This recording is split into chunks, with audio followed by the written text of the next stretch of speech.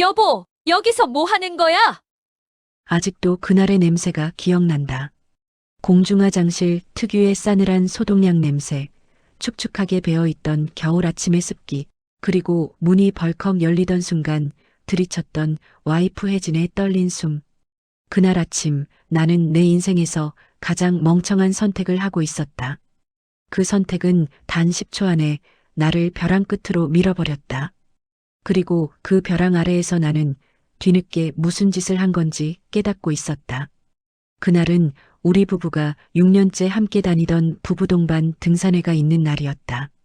이름은 거창하지만 사실상 동네 지인들끼리 모여 산 한 번 타고 밥 먹으며 인맥 따지는 일종의 소셜 모임 같은 것이었다.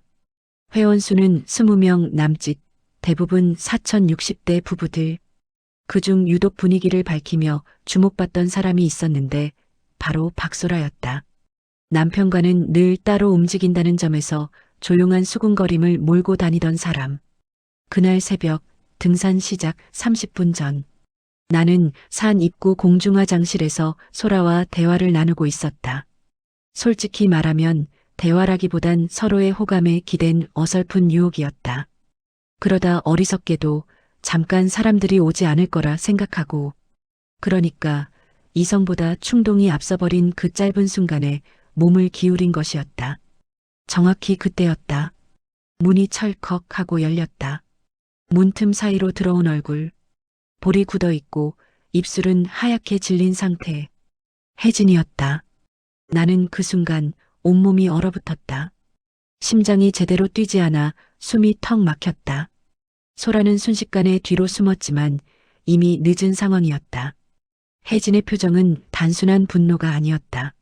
믿음이 무너지는 순간을 직접 목격한 사람의 표정이었다.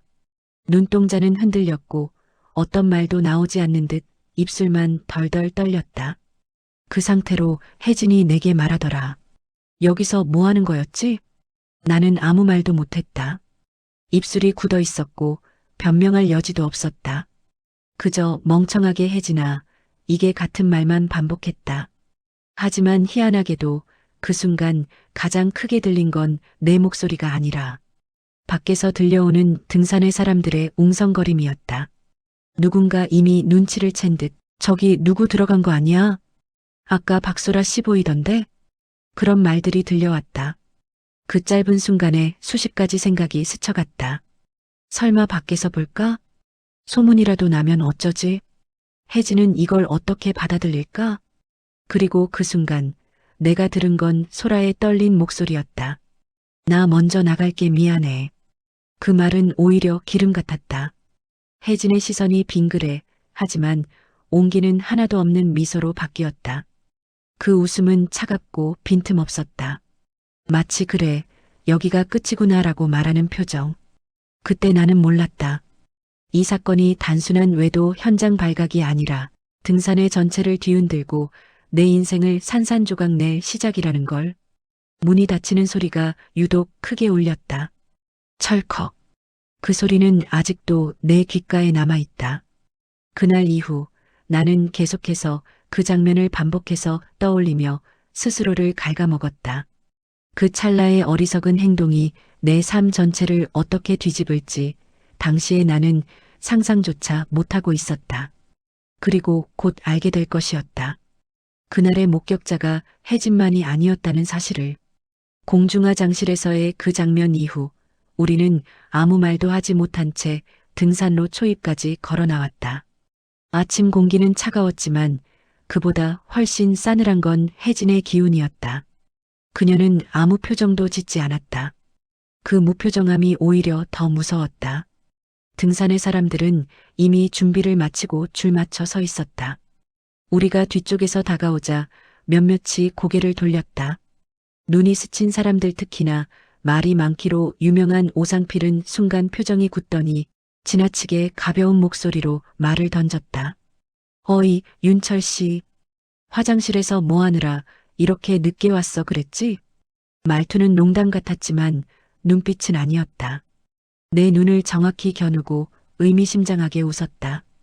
그 옆에서 상필의 아내 임경애가 팔꿈치로 남편 옆구리를 슬쩍 밀었지만 이미 늦은 눈치였다. 그때 혜진이 작게 중얼대듯 말했다. 지각은 언제나 문제를 부르지 그랬지? 분명 나를 향한 말이었지만 다른 사람들까지 들으라는 듯한 목소리였다. 나는 등산 스틱을 쥔 손에 힘이 들어갔다. 손등의 혈관이 불쑥 솟아올랐다. 다들 출발 준비를 하는 와중에도 몇몇 시선이 나에게 오래 머물렀다. 입술을 달싹이던 사람들, 서로 귓속말을 주고받는 사람들. 아무도 직접 말하진 않았지만 뭔가 봤다고 말하는 듯한 표정이었다. 사람들의 시선이 자꾸만 등 뒤를 찌르는 느낌이었다. 하지만 그때 나는 몰랐다. 이미 누군가는 화장실 근처에서 우리를 본 상태였다는 걸. 등산길은 평소보다 더 가팔라 보였다. 혜진은 한 번도 나를 보지 않았다. 나와의 거리를 반 걸음씩 더 벌렸다. 그게 우연 같지 않았다. 그 사이를 비집고 소라가 조심스레 나를 추월해 올라가더라. 표정은 잿빛처럼 굳어 있었고 나와 눈이 스칠까봐 애써 고개를 돌렸지만 그 순간이 너무 불길했다. 등산의 회장인 김정환이 분위기를 살리려고 앞에서 소리쳤다. 자, 오늘 기분 좋게 시작합시다. 부부끼리 손잡고 올라가는 걸로. 알겠지? 순간 다들 웃으며 장난삼아 손을 맞잡았다. 그런데 우리만 달랐다. 혜진은 스틱을 더 꽉 쥔 채 앞으로 나가버렸다. 남편 없이 혼자 걸어가는 아내를 보며 사람들의 시선이 옆에서 찔러왔다. 임경애가 나에게 와서 속삭이듯 말했다. 오늘 혜진 씨 좀 다른 것 같은데? 혹시 싸웠나 그랬지? 나는 말문이 막혀 그저 뭐 별거 아니에요. 그랬지 하고 얼버무렸다. 하지만 그 말은 애매한 미소 하나로도 거짓임이 드러나는 그런 말이었다. 그리고 바로 뒤에서 상필이 낮게 중얼거렸다. 별거 아니긴 했겠어? 그 말에 온몸이 굳었다. 상필은 내가 돌아보자마자 태연하게 앞만 보고 걸어갔다. 하지만 그의 뒷모습이 말해주고 있었다. 난 봤다. 이제는 단순한 오해가 아니다. 누군가 실제로 화장실 앞에서 뭔가를 본 것이다.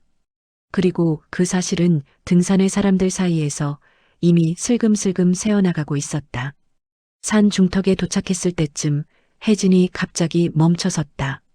뒤따라 가던 내가 멈칫하자 그녀가 고개만 약간 돌린 채 말했다. 올라가고 싶으면 올라가. 나 신경 쓸 필요 없어 그랬지? 말투는 담담했지만 손이 떨리고 있었다. 그 떨림에는 실망, 분노, 배신감이 뒤섞여 있었다. 말보다 더 강하게 내 가슴을 찔렀다. 나는 그 한마디의 의미를 제대로 이해하지 못한 채 그저 늘어지는 침묵 속에서 아내의 뒷모습을 바라보았다. 그리고 그 순간 이상하게도 숨이 답답해져 왔다. 폐가 아니라 관계가 무너지는 소리가 안쪽에서 들렸기 때문이었다. 그때 들려온 작은 속삭임 하나가 내 삶을 더 깊은 구덩이로 밀어넣을 거라곤 예상하지 못했다. 정상 직전에 소라가 뒤돌아보며 아주 작은 목소리로 말했다. 오늘 일 내가 정리할게. 혜진 씨한테도 얘기할게 그랬지? 그 말은 사과인지 도망인지 아니면 방어인지 모르겠는 말이었다. 그저 불안만 더 키웠다. 나는 답을 하지 못했다. 그리고 그 침묵은 내가 생각도 못했던 방식으로 오해를 불러일으키게 된다. 혜진이 먼발치에서 그 장면을 보고 있었다. 소라의 입모양을 보고 내 침묵을 보고 그 둘 사이 흐르는 어색한 공기를 보고 그녀는 조용히 고개를 끄덕였다. 그 표정은 말했다. 이제 확신했다. 나는 그 짧은 순간에 이미 끝이 시작되었다는 걸 직감했다. 하지만 그 끝이 얼마나 걷잡을 수 없게 번져나갈지 그때의 나는 전혀 몰랐다. 정상에 올라섰을 때 나는 이미 지쳐 있었다. 다리는 힘이 풀렸고 심장은 숨 때문이 아니라 불안 때문에 더 거칠게 뛰고 있었다. 정상에서 펼쳐지는 조망은 늘 사람들을 기분 좋게 만들었지만 그날은 달랐다.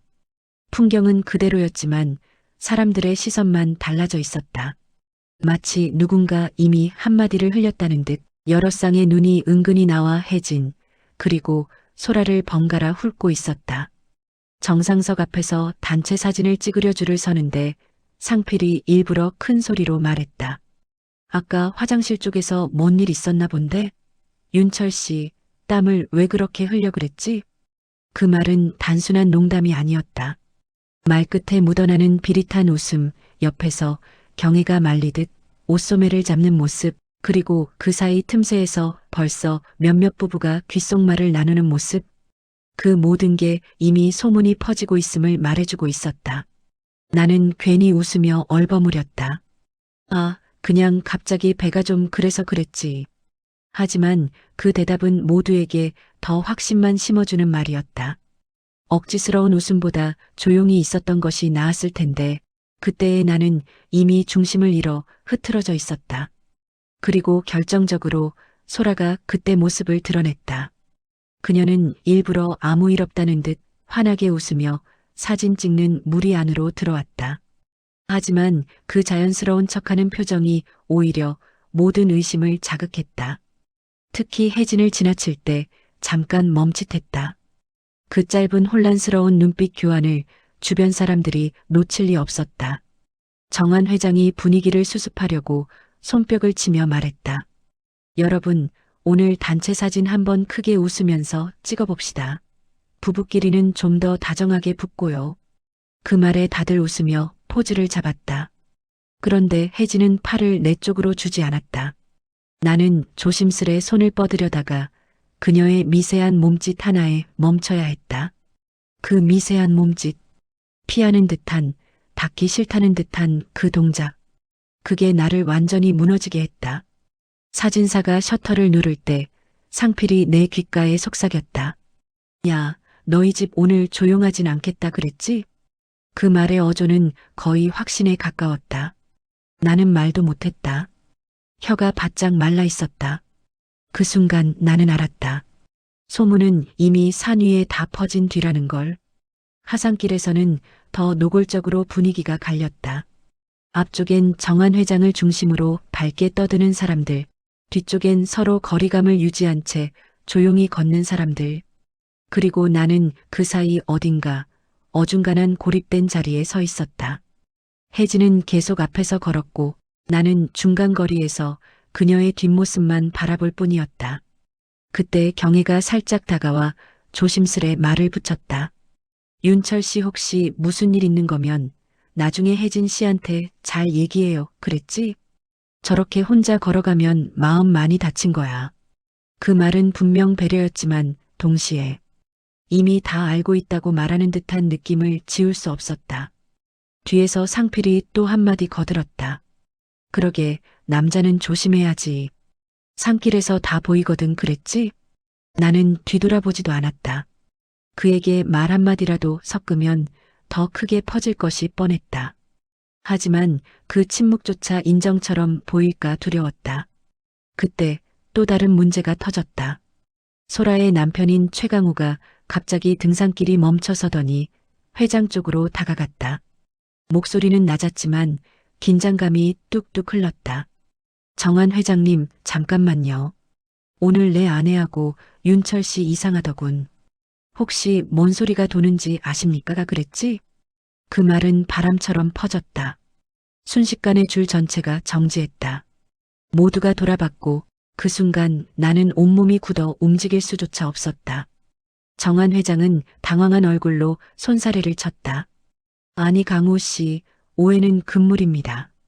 소문은 언제나 사실보다 앞서 나가니까. 하지만 이미 늦었다. 강우의 눈은 날카로웠고 그 눈은 정확히 나와 소라 사이를 오가며 의심을 키우고 있었다. 그때 소라가 황급히 말했다. 오해하지 마세요. 아무것도 아니었어요. 그랬지? 제가 그 말은 더 큰 불씨를 던졌다. 아무것도 아니었다는 말 속엔 이미 뭐라도 있었다는 그림자가 배어 있었다. 혜진은 멀찍이서 이 장면을 묵묵히 지켜보고 있었다. 어떤 감정도 드러내지 않은 채. 그게 더 무서웠다. 그때 나는 직감했다. 이 일은 이제 개인 문제가 아니라 집단의 시선으로 번진 상태라는 걸. 하산이 끝나기도 전에 등산의 사람들의 표정은 이미 정해져 있었다. 아는 척 못 본 척하는 사람들, 희미한 미소를 띤 사람들, 측은한 눈빛을 보내는 사람들, 그리고 노골적으로 흥분한 얼굴로 소문을 기다리는 사람들. 나는 그 틈에서 숨이 막혀왔다. 혜진은 단 한 번도 고개를 돌리지 않았다. 단 한마디도 하지 않았다. 그러면서도 그녀의 침묵과 걸음걸이가 모든 말을 대신하고 있었다. 그리고 그날 오후 결국 일은 더 크게 번져 있었다. 집에 도착하기도 전에 상필이 이미 등산의 단체 카카오톡방에 글을 올려버렸기 때문이다. 오늘 아침 화장실 근처에서 본 장면 다들 느낌 비슷했죠? 그 한 줄은 기름이었다. 그리고 나는 그 위에서 이미 타오르고 있었다. 상필이 단체방에 그 메시지를 올린 순간 핸드폰이 미친 듯이 울리기 시작했다. 나는 집에 도착해서 신발도 벗기 전에 그대로 현관에서 허리를 굽히고 고개를 들지 못한 채 떨리는 숨을 내쉬었다. 공중화 장실에서 혜진에게 들킨 그 순간보다도 사람들 집단의 호기심이 시작되는 지금이 더 무서웠다. 혜진은 신발을 벗으며 조용히 말했다. 핸드폰 나중에 보지. 지금은 아무 말도 하고 싶지 않아 그랬지? 그 말 뒤에 이어진 침묵은 집안 전체를 감싸는 커다란 이불 같았다. 무겁고 숨막히고 움직일 수 없게 만드는 침묵. 나는 조용히 고개를 끄덕였지만 혜진은 이미 방으로 들어가 문을 닫고 있었다. 그 문 닫히는 소리가 마치 우리 사이의 문까지 함께 닫히는 것처럼 들렸다. 잠시 후 단체방은 난리였다. 저도 봤어요. 둘이서 화장실 쪽에서 평소에도 좀 수상했다니까요. 아니, 둘이 같이 나온 거 아님? 강호 씨가 화났더라. 조만간 터지겠다. 누군가는 확신하듯 말하고 누군가는 즐기듯 이모티콘을 붙여댔다. 모든 메시지가 날카로운 송곳처럼 내 가슴을 찔러댔다. 나는 차마 답장을 하지 못했다. 변명하는 순간 더 깊이 빠져들 거란 걸 알고 있었다. 그런데 그때 상필이 또 다른 메시지를 올렸다. 저는 화장실 앞에서 사진까지 찍어둔 게 있는데요. 그 말이 올라오자마자 단체방은 폭발했다. 말 그대로 증거라는 단어가 사람들의 호기심을 자극한 것이다. 헉 사진 있어요? 보여주세요. 강우 씨도 알아야죠. 그 순간 나는 숨이 멎었다. 나와 소라가 정말 그런 모습을 보였나? 사진이라도 찍힌 건가? 내 기억 속의 그 짧은 순간이 머릿속에서 뒤틀리기 시작했다. 나는 급히 상필에게 개인톡을 보냈다. 상필 형, 무슨 사진이라는 거예요? 잠시 뒤 상필은 아주 짧은 문장을 보냈다. 알아서 잘해. 아님 방에 올릴까 그랬지? 그 말은 협박이었다. 그저 소문이 아니라 악의적으로 사건을 키우며 나를 쥐고 흔드는 의도. 그리고 이어서 한 장의 사진이 날아왔다. 사진에는 화장실 입구 근처에서 소라가 나에게 손을 뻗고 있는 모습이 담겨 있었다. 각도와 타이밍이 기막히게 왜곡돼 있었다. 멀리서 찍혀 있었지만 누가 보더라도 둘이 뭔가 있다. 라고 생각될 만한 장면이었다. 그 사진 밑에 상필은 이렇게 한 줄을 달았다. 이 정도면 말 다 했지? 나는 머릿속이 하얘졌다. 이건 우연이 아니다. 상필이 일부러 찍고 기다렸다가 오늘 이 상황을 기회라고 생각하고 키우는 거였다. 그 사람은 항상 뭔가 남의 약점을 잡고 은근히 흔드는 것으로 존재감을 드러내던 사람이었다. 말로는 친근한 척했지만 사실은 사람들의 약점에 군침을 흘리는 타입. 나는 오늘까지도 그걸 모르고 있었다. 하지만 더 충격적인 건 따로 있었다. 상필이 사진을 찍은 이유가 단순한 구경이 아니었다는 사실. 그 순간 친구이자 옛 상사였던 이민호에게서 전화가 왔다. 등산회에 속해 있진 않지만 몇몇 사람들과 알고 지내던 사이. 전화는 연결되자마자 무겁게 떨어졌다. 야, 너 지금 무슨 일 생긴 거냐 그랬지? 방금 상필이 나한테도 사진 보냈다. 이거 심각하다. 나는 벽에 기대듯 주저앉아 숨을 크게 들이켰다. 민호야, 그 사진 진짜 아니야. 그냥 충동적이긴 했는데 그 정도는 아니었어. 진짜야 그랬지? 민호는 깊은 한숨을 내쉬었다. 윤철아, 변명 듣고 싶은 게 아니라 상필 그 인간 너 원래 싫어했잖아. 과거 일 때문에 너한테 앙금 있었던 것 같던데? 순간 머릿속이 번쩍했다. 상필은 3년 전 회사 문제로 나와 의견 충돌을 겪은 적 있었다. 그때 내가 승진하고 상필은 주저앉았다. 그게 은근히 계속 걸렸던 게 아닐까? 민호가 이어 말했다. 그 인간 내 약점 잡으면 언젠가 한번 터뜨릴 거라고 장난처럼 말하던 적 있어. 그게 오늘이었나 보다 그랬지. 그 말은 등 뒤로 얼음물을 들이붓는 것처럼 차갑게 흘러내렸다. 그때 깨달았다. 이건 외도 소문이 아니라 누군가의 치밀한 사적 복수가 섞인 사건이란 걸. 나는 떨리는 손으로 메시지를 확인했다. 이미 단체방은 흥분으로 가득했다. 저 사진 진짜야? 아이고 이거 큰일이네. 강우 씨는 아내를 너무 믿었는데. 혜진 씨 어떡해? 그리고 한참 뒤 혜진이 단체방에서 조용히 퇴장했다는 알림이 떴다. 그 순간 나는 현실감을 잃었다. 손끝이 시렸다. 가슴이 조여왔다. 그리고 방문이 조용히 열렸다. 혜진이 문틈 사이로 나를 바라보았다. 그 눈빛엔 분노도 눈물도 설명을 원함도 없었다. 그저 이렇게 말했다. 내가 뭘 믿어야 하는지 이젠 모르겠다 그랬지. 문이 다시 닫혔다. 그 닫히는 소리만이 방 안에서 오래 울렸다. 이제 단순한 잘못이 아니다. 단순히 들킨 사건도 아니다.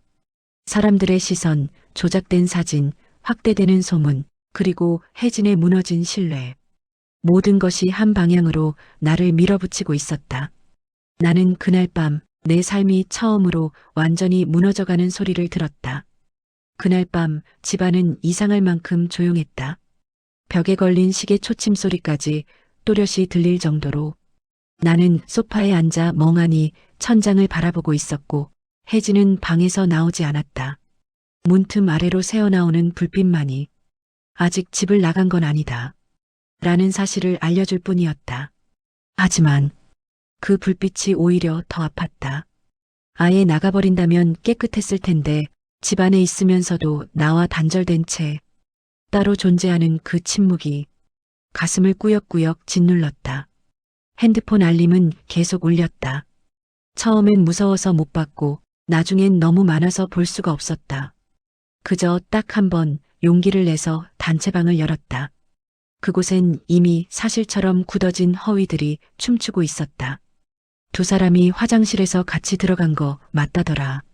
누가 찍은 사진도 있다는데? 부부 동반 등산회에서 이런 일이 생기네. 혜진 씨 불쌍해라. 그리고 그 아래 강우의 메시지가 눈을 찔렀다. 상필 씨 사진 보내주십시오. 확인해야 하니까 말입니다. 나는 심장이 철렁 내려앉는 소리를 들었다. 정말로 들린 것처럼 강우처럼 과격한 사람에게 저 사진이 넘어가는 순간 소문은 단순한 구경거리를 넘어 누군가의 분노가 폭발하는 사건이 된다. 나는 상필에게 메시지를 보냈다. 형, 제발 사진 넘기지 마요. 그날 상황은 오해가 있었던 거고 진짜 큰일 나요 그랬지. 하지만 상필의 대답은 짧았다. 그럼 나한테 잘해봐. 그 말은 어떤 거래를 요구하는 게 아니라 순수한 악의에 가까운 태도였다. 약점을 쥐자마자 흔들며 내가 무너지는 걸 지켜보는 데서 오는 쾌감 같은 것. 나는 자리에 주저앉아 머리를 감싸쥐었다. 손끝이 얼얼했다. 진짜 주저앉는다는 게 이런 느낌이었구나. 그때 방문이 살짝 열렸다. 혜진이 문틈 사이로 얼굴을 내밀었다. 눈은 충혈돼 있었고 입술은 꽉 깨물려 있었다. 그녀는 한참 동안 아무 말도 하지 않다가 천천히 한 문장을 떨어뜨렸다. 소라 씨하고 감정 있었던 거야 그랬지? 나는 일어날 힘도 없어서 그 자리에서 고개만 절레절레 흔들었다. 아니야 그런 거 진짜 아니었어 그랬지. 그냥 내가 미친 짓을 잠깐. 그 말을 하는 동안 혜진의 표정이 무너져 내렸다. 잠깐이라는 단어, 미친 짓이라는 단어. 그 단어들 속에서 그녀는 나는 이미 준비된 사람이라는 걸 읽었을 것이다. 그녀는 고개를 푹 숙였다. 그리고 아주 작은 목소리로 말했다. 그럼 나만 몰랐던 거네. 그 말이 나를 바다 끝까지 밀어내렸다. 명확한 판단이며 추궁도 아니었다. 그저 스스로를 낮추는 말. 그 자기모멸적인 말이 내 가슴을 갈갈이 찢었다. 나는 헛되이 변명을 해보려 손을 뻗었지만 혜진은 한 걸음 뒤로 물러나며 말했다. 변명하지 마. 더 듣기 싫어 그랬지. 문이 다시 닫혔다. 그 소리는 진짜 끝의 소리 같았다. 나는 거실불도 켜지 않은 채 한참을 앉아 있었다. 천장이 빙빙 돌았다. 머릿속엔 외마디 비명이 반복되었다. 왜 그랬지? 왜 그랬지? 왜 그랬지? 정말 그날 아침 잠깐의 충동. 정말 그 짧은 순간 때문에 이 모든 게 무너지고 있었다. 내 잘못이 명확했다. 하지만 그 잘못이 이렇게까지 키워져 허위와 조작까지 더해져 내 인생 전체를 무너뜨릴 줄은 몰랐다. 그날 밤 나는 비로소 깨달았다. 내가 잃은 건 신뢰뿐만 아니라 명예도, 관계도, 목소리도 잃었다는 걸. 새벽이 가까워질 무렵 핸드폰이 또 울렸다. 강우였다. 윤철 씨, 이야기 좀 합시다. 오늘 본 장면 설명을 들어야겠으니까 말입니다. 그 메시지를 보는 순간 나는 온몸이 떨렸다.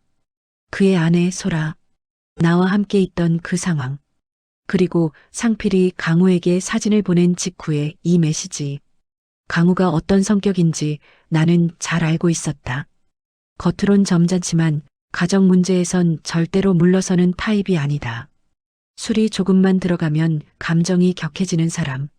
그 메시지는 지금 당장 집 앞으로 가겠다 라는 의미와 다르지 않았다. 나는 확신했다. 오늘 밤 뭔가 터진다. 기어이 추락의 끝자락에 도달한 것이다. 그리고 그 순간 나는 처음으로 생각했다. 아, 이게 바닥이 아니구나. 내일이 더 끔찍하겠구나. 그렇게 밤은 끝나갔다. 새벽 공기는 싸늘했고 지방 공기는 더 차가웠다. 그리고 나는 인생에서 가장 어두운 새벽을 맞이하고 있었다. 아침 햇빛은 커튼 사이로 얇게 스며들었지만 방 안은 여전히 밤보다 더 어두웠다. 빛이 들어왔다는 사실만으로 상황이 조금이라도 나아지길 바랐지만 현실은 그 반대였다. 핸드폰은 밤새 진동에 미친 듯이 떨려댔고 전부 확인할 용기는 없었다. 단체방 알림은 이미 세 자릿수를 넘었고 강우에게서 온 메시지는 더 늘어나 있었다. 지금이라도 솔직하게 말하십시오. 왜 둘이 함께 맞았습니까? 내가 바보로 보입니까? 점점 말투가 딱딱해졌다. 점점 위협이 느껴졌다. 점점 나에게 다가오고 있었다. 나는 심호흡을 몇 번 했다. 하지만 숨이 폐 끝에서 막혀버렸다. 마치 폐 자체가 움켜쥐어진 느낌이었다. 나는 방 문 앞에 섰다. 문은 굳게 닫혀 있었다. 나지막한 기척조차 들리지 않았다. 혜진아, 잠깐만 얘기 좀 하자. 아무 대답도 없었다. 나는 문고리를 잡고 돌릴까 고민했지만 그럴 용기도 자격도 없었다. 그냥 문에 이마를 대고 말했다. 정말 미안하다. 하지만 그 사진에서 보이는 것처럼 그런 일은 없었어. 정말이야. 그때 문틈 사이로 희미한 목소리가 흘렀다. 그런 일만 없었으면 다 괜찮다는 말이야 그랬지? 그 한 문장이 칼처럼 날카롭게 목을 찔렀다. 나는 바로 대답을 못했다. 그렇다라고 말하면 너무 잔인해지고 아니다라고 말하면 거짓말이었다. 혜진은 기다리지 않았다. 난 내가 왜 그래서 그런 선택을 했는지, 그 이유가 더 무서워. 문 너머의 그녀 목소리는 담담했지만 흔들리고 있었다. 잠깐 흔들릴 만큼 우리 관계가 그 정도였던 거야? 나는 주저앉을 뻔했다. 말이 목에서 막혀 나오지 않았다. 그녀는 더 말했다. 나 오늘 하루만 혼자 있을게. 그 말은 나가달라는 뜻이 아니었다. 나가겠다는 뜻이었다. 그리고 실제로 그녀는 뒤이어 덧붙였다. 회사 쉬거나 친정에 좀 다녀올게. 나는 아무 말도 하지 못했다. 그저 바스러질 듯한 그 말을 온몸으로 받아낼 뿐이었다. 거실로 돌아온 나는 결국 단체방을 열었다. 그곳은 이미 불타고 있었다. 밤새 누군가가 사진을 퍼뜨린 것 같았다. 와, 진짜 둘이 붙어 있는 사진 맞네. 이건 변명 불가지. 둘이 뭔가 있었으니까 저런 일이 생긴 거 아니냐? 강우 형이라면 가만 안 있을 듯. 오늘 회사 난리 나겠다. 키읔키읔. 나는 손이 덜덜 떨려. 폰을 제대로 잡지도 못했다. 그리고 그중 몇 문장은 정말 나를 바닥까지 끌어내렸다. 윤철이 원래 그렇게 생겼잖아. 남자끼리 보면 알아. 딱 기회 생기면 미끄러지는 스타일. 혜진이가 아깝지.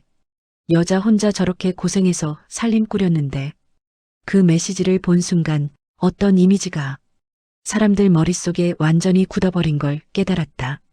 내가 어떤 말을 해도 그들은 이미 결론을 내려버렸다. 오전 9시 40분. 문이 갑자기 쾅쾅쾅 두드려졌다. 나는 심장이 떨어져 나가는 줄 알았다. 윤철 씨, 문 열어보셔. 그 목소리는 영상으로만 듣던 온화한 회사 선배의 목소리가 아니었다. 술기운 없는 아침인데도 목소리는 격렬했고 문을 칠 때마다 벽이 울렸다. 나 지금 차 끌고 바로 왔으니까 말입니다. 이대로 넘어갈 수가 없네. 나는 그 앞에서 굳어버렸다. 아무리 숨을 쉬려 해도 공기가 들어오지 않았다. 문을 열면 강우는 말로 끝낼 사람이 아니다. 확신이 있었다. 나는 거실을 왔다 갔다 하며 귀를 막았다.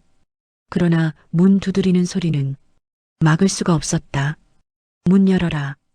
이해하게 해달라. 가만 안 있겠다. 그리고 마지막으로 그는 이렇게 말했다. 그날 소라가 울면서 말하더라고. 왜 당신이 자기 손을 잡았냐고.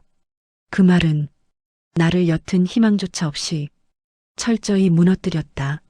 나는 끝났구나. 이젠 사실 여부도 설명도 진실도 아무 의미 없는 단계까지 왔구나. 문 두드림은 10여 분 뒤 멈췄다. 아마 내가 문을 열지 않자 다시 차에 타고 갔을 것이다.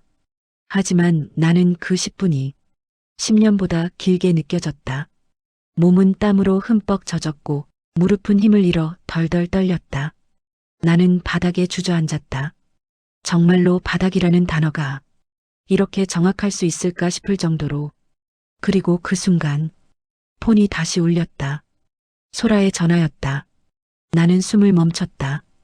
그녀의 전화 한 통이 상황을 완전히 뒤집을지 아니면 더 최악으로 굴러 떨어뜨릴지 그건 아직 아무도 모르는 일이었다.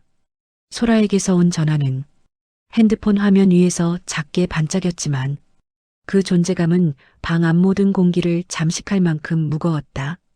나는 한동안 그 화면을 바라보기만 했다. 받아야 하는지, 받으면 더 망가질지, 혹은 거절하면 다른 지옥문이 열릴지 아무것도 판단이 서지 않았다. 진동이 멈추고 다시 울렸다. 그제야 나는 떨리는 손가락으로 통화 버튼을 눌렀다. 통화가 연결되는 순간 숨소리 하나 없이 조용한 침묵이 흘렀다. 그 침묵이 너무 무거워. 먼저 입을 떼지 않을 수 없었다. 소라 씨. 그 말 끝에 소라는 아주 작은 목소리로 말했다. 윤철 씨 저드릴 말씀이 있어요. 그랬지? 그 한 문장이 가진 묘한 떨림.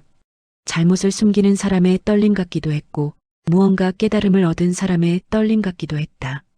나는 천천히 숨을 들이켰다. 말해요. 지금 무슨 생각을 하는 건지 나 좀 알게 해줘요. 소라는 잠깐 말이 없었다. 그리고 아주 조심스럽게 말했다. 저 사실 그날 화장실 앞에서. 나는 숨을 멈췄다. 이 한 문장이 내 인생을 다시 무너뜨릴지 혹은 아주 작게라도 세워줄지 그 갈림길이었다. 소라는 떨리는 목소리로 말을 이었다. 제가 일부러 손 잡았어요. 그랬지? 나는 그대로 얼어붙었다. 잠깐만 일부러? 소라는 숨을 크게 들이켰다.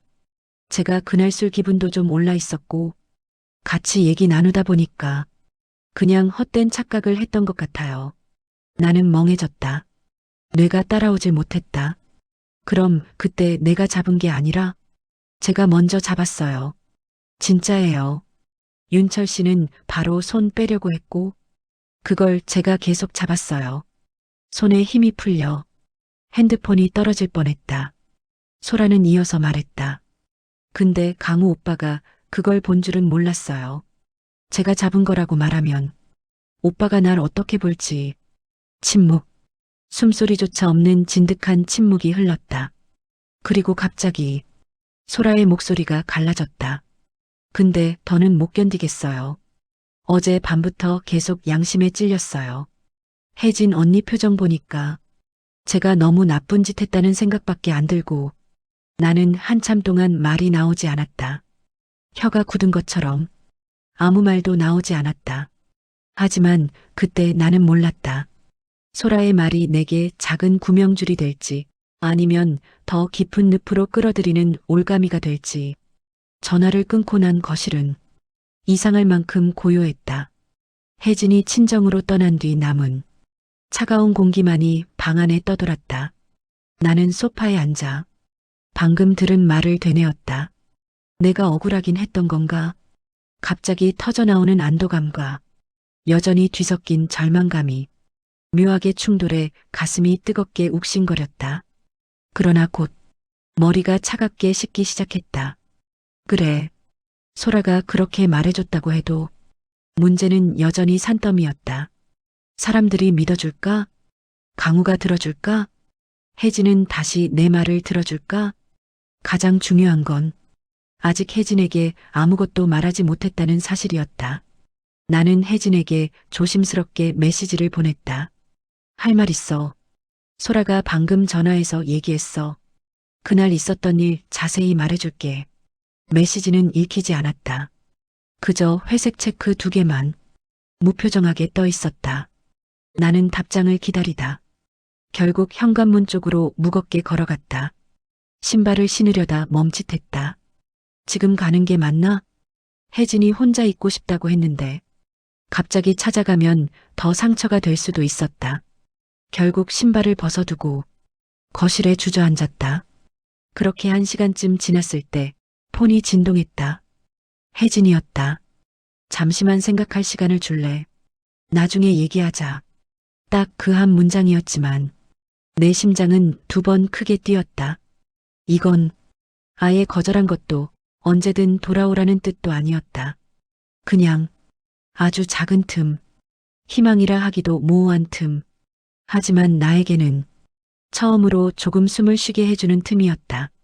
그리고 그날 오후 나는 우연히 한 가지 사실을 알게 됐다. 그 사실은 이 모든 사건의 판도를 완전히 뒤집을 수 있는 조각이었다. 단톡방에서 이미 나를 욕하는 메시지들이 넘쳐나는 상황이었지만 정작 이상한 건 사진을 올렸다는 그 익명 계정이었다. 누가 이걸 찍고 있었던 걸까? 등산 모임 사람들은 모두 앞에서 편히 술 마시고 있었고 화장실 근처엔 아무도 없었다. 다시 사진을 확대해봤다. 사진 구도, 각도, 거리. 마치 누군가 미리 그 자리에 숨어 있다가 촬영한 것처럼 정확했다. 그리고 그때 사진 한쪽 구석에서 눈에 익은 문양이 보였다. 벤치 옆에 놓인 회색 배낭. 그 배낭은 딱 한 사람만 들고 다녔다. 지훈. 등산 모임에서 가장 말이 많고 강우에게 지나치게 붙어 다니던 지훈. 갑자기 온몸에 전율이 일어났다. 설마 그 순간 오랫동안 막혀있던 무언가가 서서히 움직이기 시작했다. 지훈의 회색 배낭. 사진 구석에 작게 잡힌 그것이 내 머리를 벼락처럼 때렸다. 그날 산행 내내 지훈은 그 배낭을 한 번도 내려놓지 않았다. 등산 초입 정자에서 쉬던 때, 심지어 공중화장실 근처에서도 그 배낭은 늘 그의 발치 곁에 있었다. 나는 사진을 다시 확대했다. 흐릿하지만 분명했다. 배낭 옆 바닥에 떨어진 돋보기처럼 생긴 금속 장치, 그리고 스크린 반사, 카메라였다. 작은 카메라. 그건 우연한 촬영이 아닌 계획된 촬영이었다. 전신에 소름이 돋았다. 지우는 모임에서 늘 강우에게 붙어 다녔다. 술돈 계산도 대신하고 산행 일정도 알아서 챙기고 심지어 강우가 기분 나빠하는 사람들은 지훈이 나서서 등 돌리게 만들었다. 그런 지훈이 왜 나를? 나는 그 이유를 머리로 설명할 수 없었다. 하지만 느낌은 있었다. 지훈은 강우가 무언가를 미워하도록 만드는데 유독 관심이 많았다. 그리고 그날 소라가 내 손을 잡은 그 타이밍, 뒤에서 찍힌 그 장면, 너무 우연치곤 맞아떨어지는 게 많았다. 나는 소라에게 조심스럽게 문자를 보냈다. 소라 씨, 그날 화장실 근처에 누가 있었는지 기억나? 잠시 뒤 답장이 왔다. 지훈 오빠요. 그날 갑자기 물 마시러 간다고 했어요. 근데 기억해 보니까 나오는데 뒤에서 뭔가 비치는 느낌이 있었어요. 손끝이 차가워졌다. 혹시 그날 가방 내려놓지 않았어? 네. 화장실 옆 벤치에. 그 말까지 듣자 그날 사진이 찍힌 위치가 정확히 떠올랐다. 벤치여. 화단 바로 앞. 지훈이 항상 가방 두던 자리. 여기까지 오니 의심이 거의 확신이 되어 갔다. 하지만 증거가 필요했다. 추측만으로는 강우도 혜진도 아무도 내 말을 믿어주지 않을 것이다. 나는 소라에게 전화를 걸었다. 소라 씨, 혹시 그날 가방 보면서 뭔가 이상한 걸 본 건 없어? 소라가 잠시 머뭇거리더니 말했다. 빨간 불이 깜빡였어요. 카메라 같은 그런 불. 머리가 쭉 뼈었다. 나는 깊게 숨을 들이켰다. 그때 바로 말하지 그랬어요. 그러자 소라가 울먹이는 목소리로 말했다. 그랬지? 근데 내가 먼저 손 잡아놓고 그런 말하면 상황 이상해질까봐 겁났어요. 그리고 그날 밤 나는 한 가지 사실을 알게 됐다. 모두를 뒤집을 결정적 열쇠. 그 열쇠는 지훈이 스스로 만든 흠집에서 나왔다. 그날 밤 등산 모임 단톡방에 지훈이 사진을 다시 올리며 말했다. 이거 내가 찍은 거 아님. 나도 충격받아서 공유하는 거. 이 말이 내 뇌를 멈춰 세웠다. 내가 찍은 게 아니다? 아예 가방을 꺼내놓고 다니며 사진이 퍼지는 걸 조심스럽게 즐기던 사람의 말치고는 너무 빠르다. 너무 방어적이다. 그리고 말투도 이상했다. 사진 원본 역시 그가 가장 먼저 퍼뜨렸다. 그럼 이걸 어떻게 설명할 건데? 나는 문득 사진 파일 속 정보가 떠올랐다. 혹시? 나는 파일을 다시 받아 정보를 열어봤다. 카메라 모델, 촬영 시간, GPS 좌표, 그리고 촬영 기종. 바로 그 모델. 지훈이 산행 때마다 뽐내던 카메라. 심장이 쿵 내려앉았다. 그가 퍼뜨리며 했던 말은 완벽한 거짓이었다. 이 정도면 강우를 만나볼 근거는 있었다. 하지만 그냥 가면 감정적으로 폭발한 강우가 내 말을 듣지 않을 것이다. 그래서 나는 소라와 통화를 다시 했다. 소라 씨, 나랑 같이 강우 씨 만나줄 수 있어요? 소라가 잠시 침묵했다. 그리고 작게 말했다. 저 언니한테 죄송해서라도 저도 책임은 져야죠. 그랬지? 그 목소리는 어쩌면 내가 처음으로 들은 소라의 진심이었다. 나는 고개를 천천히 끄덕였다. 같이 가줘요. 이건 둘만의 문제가 아니에요. 소라는 약속했다. 내일 점심 무렵 강우와 함께 있는 카페로 나오겠다고. 하지만 그날 밤 나는 또 하나의 사실을 알게 됐다. 이 사건의 시작도 소문도 심지어 강우가 폭발하게 된 그 타이밍까지 전부 누군가가 설계한 것이었다. 밤 11시 단톡방에 지훈이 이런 메시지를 남겼다. 윤철이 지 친구들한테 내가 일부러 사진 찍었다고 소문내고 다닌다던데 나는 단 한 번도 그런 말을 한 적이 없었다. 그런데 지훈이 미리 방어하듯 흘려놓는 이 말. 그리고 곧이어 강우가 메시지를 남겼다. 내일 윤철이 만나볼 예정.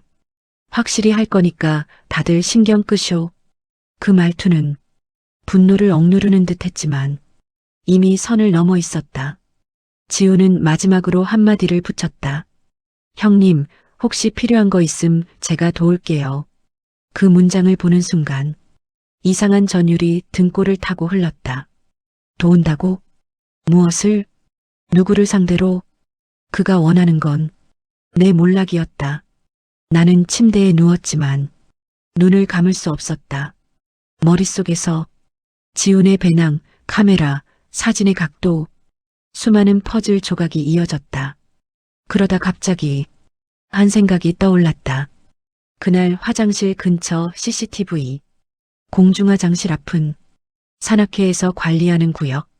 분명 CCTV가 하나쯤은 있었다. 그 영상이 있다면, 지훈이 가방을 내려놓고 찍는 장면까지 확인할 수 있다면 모든 게 바뀐다. 모든 게 달라진다. 나는 벌떡 일어났다. 내일 끝을 내야 한다. 작게 중얼거린 말이 방 안에서 울렸다. 그리고 스스로에게 다짐했다. 이제는 맞서야 한다. 카페 문을 열자 약한 커피 향과 묘한 긴장감이 동시에 퍼졌다. 강우는 창가 자리에서 두 팔을 꼬고 앉아 있었다. 턱은 굳어 있었고 눈빛은 날카로웠다.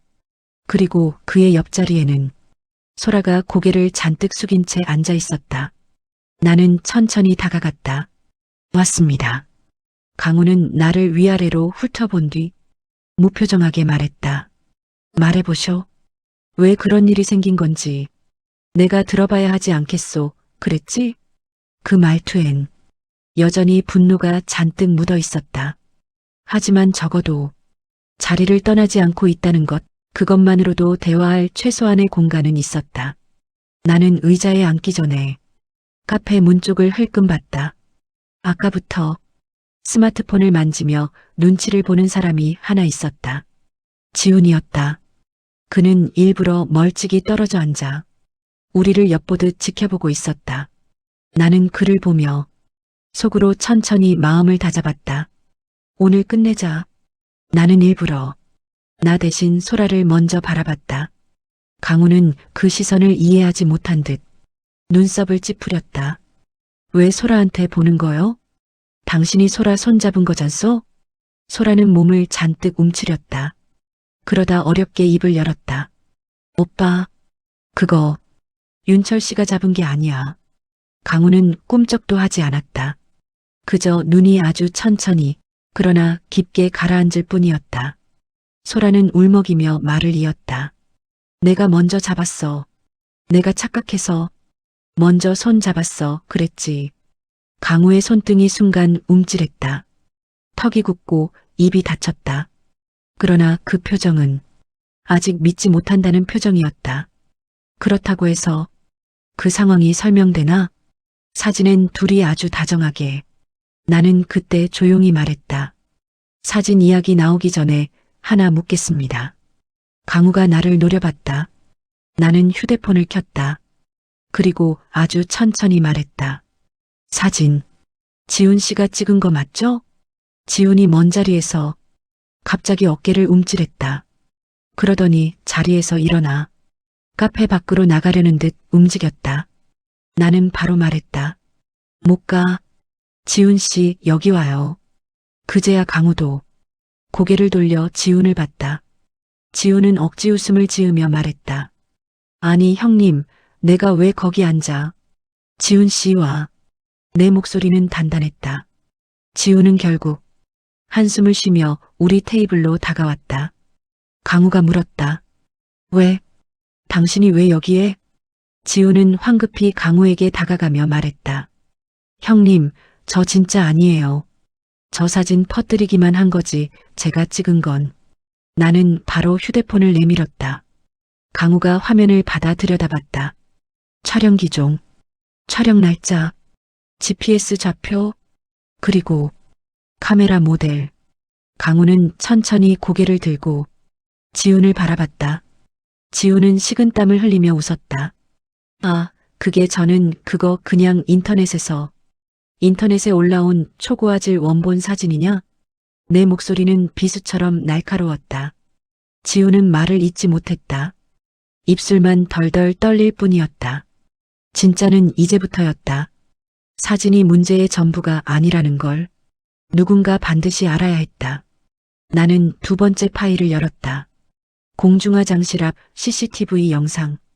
지훈이 벤치에 가방을 깔고 작은 카메라를 빼서 화단 쪽으로 향하게 고정해두고 주변을 슬쩍 둘러보는 모습이 낱낱이 찍혀 있었다. 강우의 눈이 완전히 흔들렸다. 그는 본능적으로 손을 뻗어 영상 재생바를 끌어당겼다.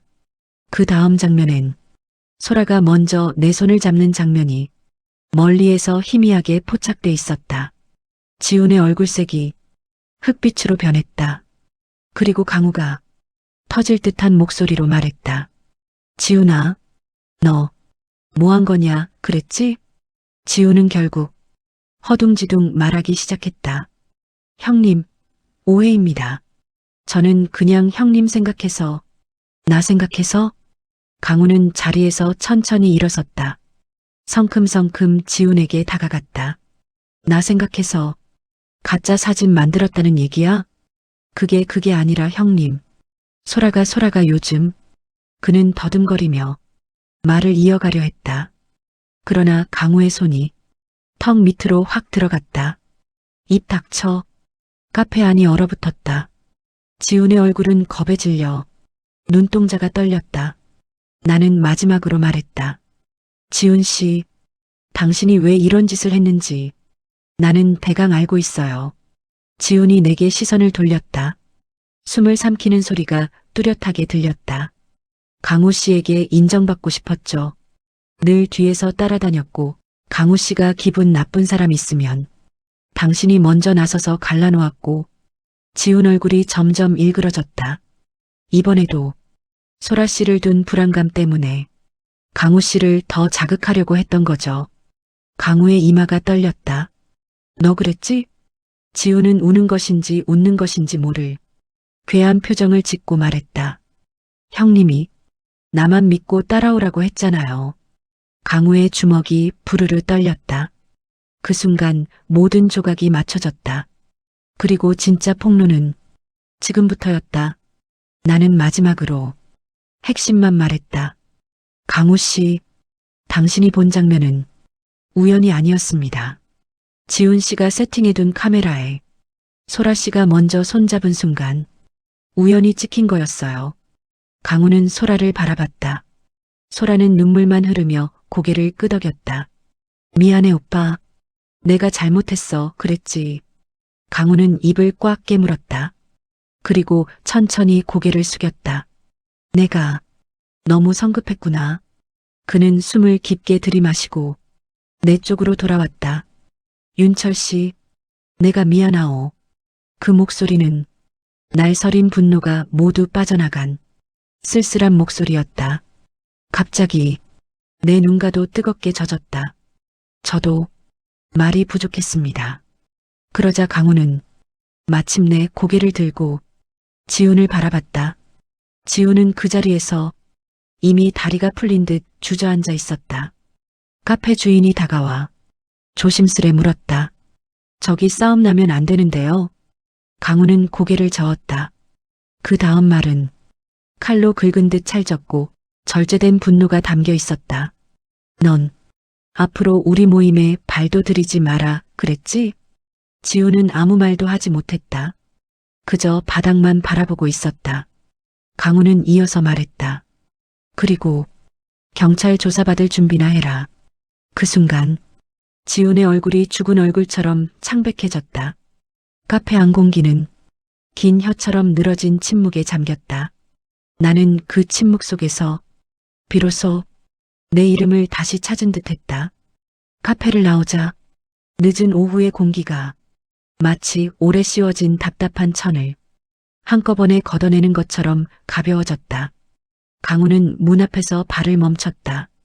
잠시 말없이 서 있다가 조심스레 말했다. 윤철 씨. 나는 고개를 돌려 그를 바라봤다. 강우는 눈을 마주치기도 어려운 듯 시선을 피하며 말했다. 사람이 화를 급하게 내면 안 되는 건데 내가 그걸 또 잊었구먼. 나는 고개를 저었다. 아닙니다. 그 상황이면 누구라도 흔들립니다. 그는 입술을 실룩이며 헛웃음을 터뜨렸다.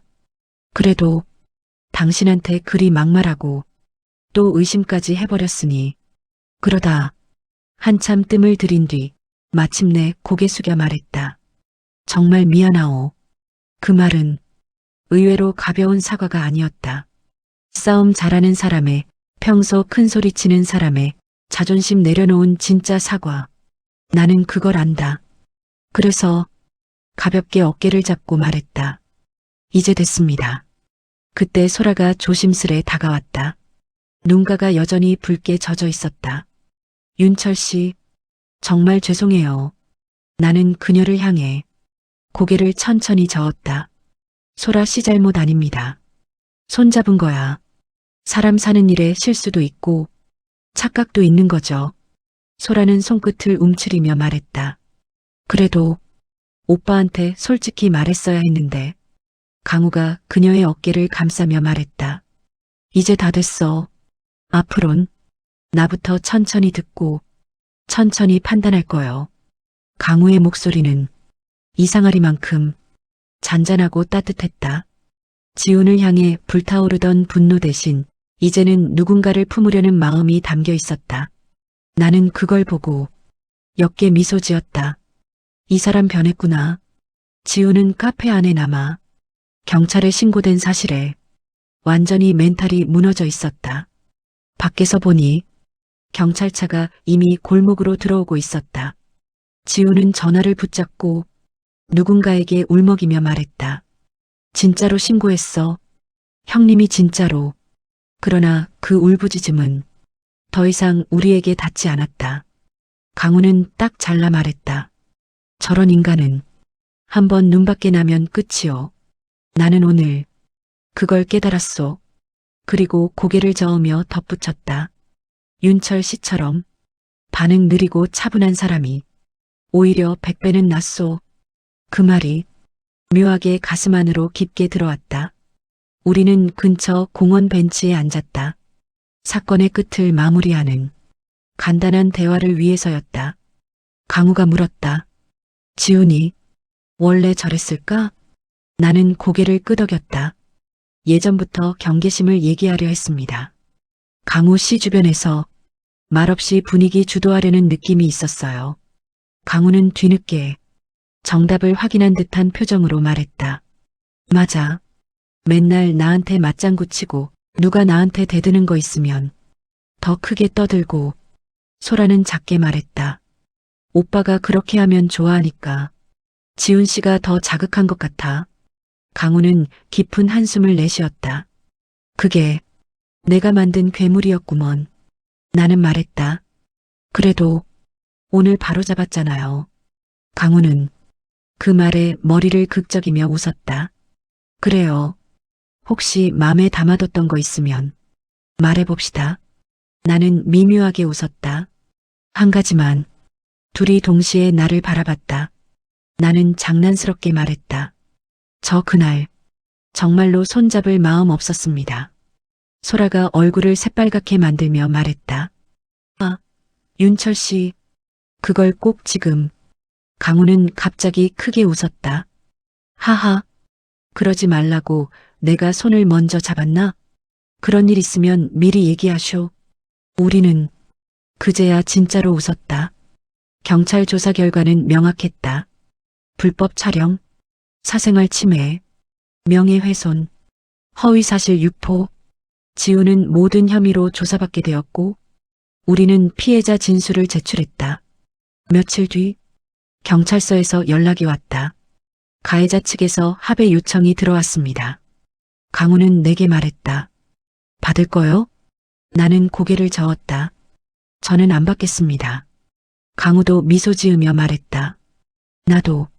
소라 너도? 소라는 작게 끄덕였다. 응. 우리 셋 모두 피해봤으니까 그냥 법대로 하자. 그로써 사건은 사실상 끝이 났다. 며칠 뒤 강우에게서 연락이 왔다.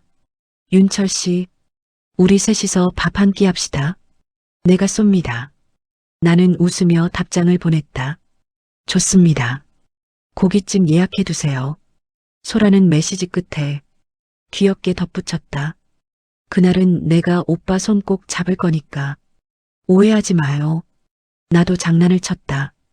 이번엔 제가 먼저 피할 겁니다. 그러자 강우가 보냈다. 둘 다 작작해라. 그 메시지를 보고 한참을 웃었다. 긴 오해, 불필요한 의심, 누군가의 조작된 질투, 그 모든 게 결국 우리 셋 사이의 우정을 더 단단하게 만들었다. 그리고 나는 깨달았다. 오해는 근거가 아니라 빈틈에서 생긴다는 것. 우리 사이의 빈틈이 오늘은 비로소 완전히 메워졌다. 영상 하단에 구독과 좋아요, 알림 설정은 저에게 큰 힘이 됩니다. 지금까지 이야기를 들어주셔서 감사합니다.